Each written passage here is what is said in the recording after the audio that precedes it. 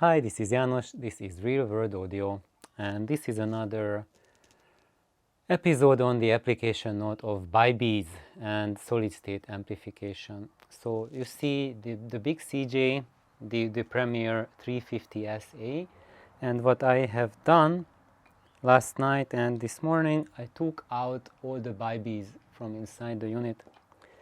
And what has changed?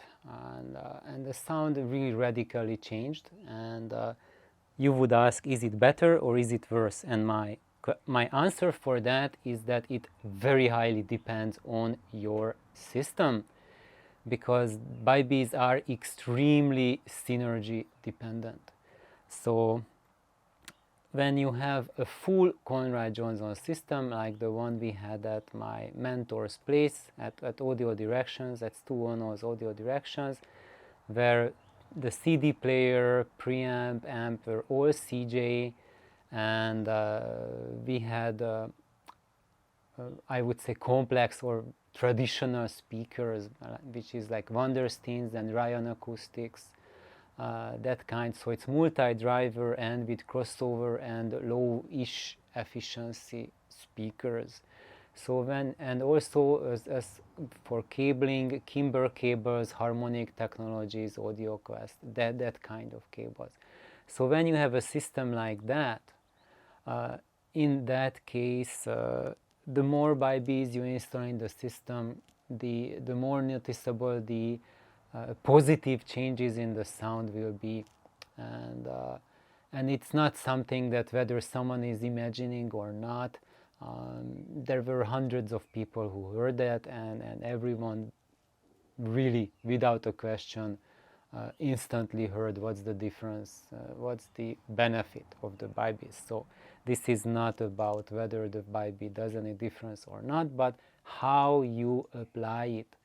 And so basically, in those situations when you have a Conrad Johnson preamplifier and CJ source and a complex crossover in your loudspeaker, then the Bybees will always benefit you. Actually, in that scenario, we have tried out many different speakers, combinations, and in every case, the Bybees were just amazing what they did.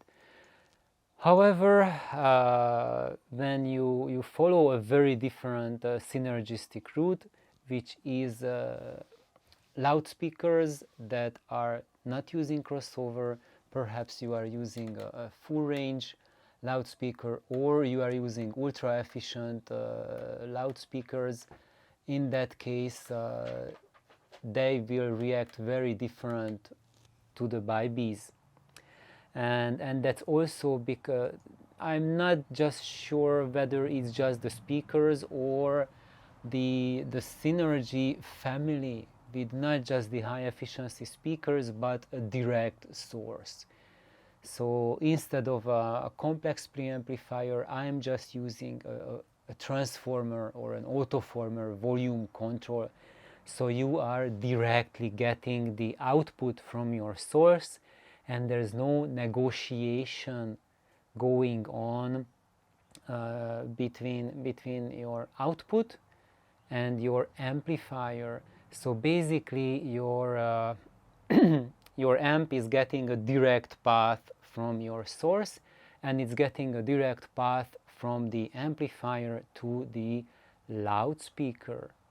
And when you have a complex crossover in your loudspeaker, then that acts as a negotiator between the amplifier and the drivers, and it has benefits as well, but we should not forget that the crossovers are energy storage devices, and they don't just cut the frequencies, but they store acoustic energy and release it at a different frequency compared to where they received it from the amplifier. And as such, they are acting as a dampening, as a control unit between amplifier and loudspeaker, and the Bybees are able to negotiate that control unit much better compared to not having the Bybees in there. And however, when there is no crossover there, or as in the case of my voiceover answer, there's just a minimal like first order crossover on the bass and second order on the highs, but there's ultra efficiency coupled to it. In these cases, there is no negotiation or very little negotiation happening, and we can perceive that EQ that the bybees give to the signal, which in my observation have been that they cut down on the bass, so the bottom end becomes leaner, and they shift the energy towards the high frequencies. And when you have a system that I just described before, like the full CJ with a complex low efficiency loudspeaker, in that case that equalization is really beneficial, and you will perceive it as much better control over the entire frequency range. But in a system that does not require that sort of balancing, then I have perceived it with Lagrange as a thinning in the bass.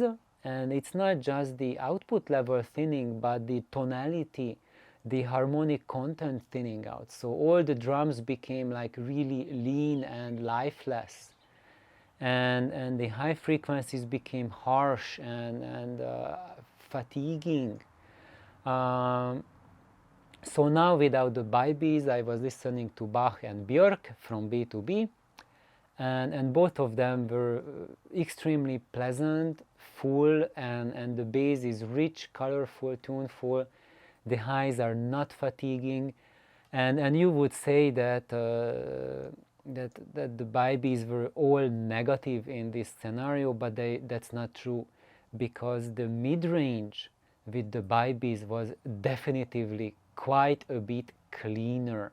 So now the mid-range is not as clean, not as transparent compared to when I had the bybees in, but the human vocals, although less clear, but they are more fleshed out.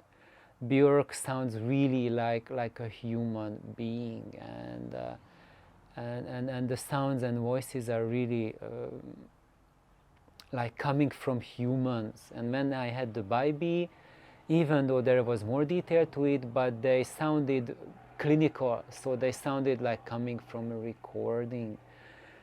So I made this video so for you to have a better appreciation of this Conrad Johnson amplifier and a better understanding of the bybees, when you should employ them and when you should not use it. And as I said, as I have just described, it will be really up to your preferences and up to your system synergy.